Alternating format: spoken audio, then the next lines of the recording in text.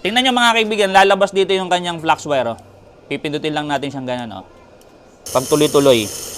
Butas siya mga kaibigan.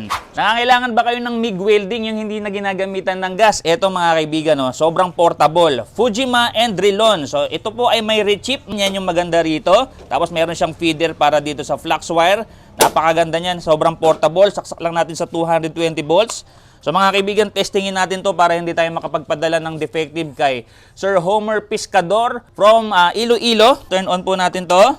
Tapos from 30 up to 200 amperes meron na po tayong torch. Meron na po tayong ground dito. Lalabas dito yung kanyang flux wire. Oh. Pipindutin lang natin siyang ganun. Oh. Okay, so tingnan natin kung gagana po ito.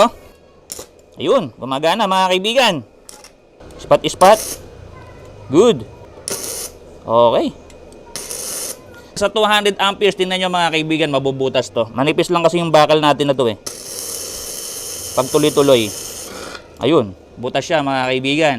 So baba natin ng mga 105. Tingnan nyo, napakaganda ng tunaw nito. Yung kapit ng kanyang flux wire.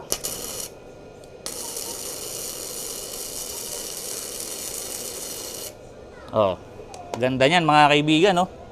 Oh, di ba? Kapag welding kayo. So depende na lang sa inyo kung paano nyo itimplahin. Pero iyan, gumagana po yung MIG welding na to.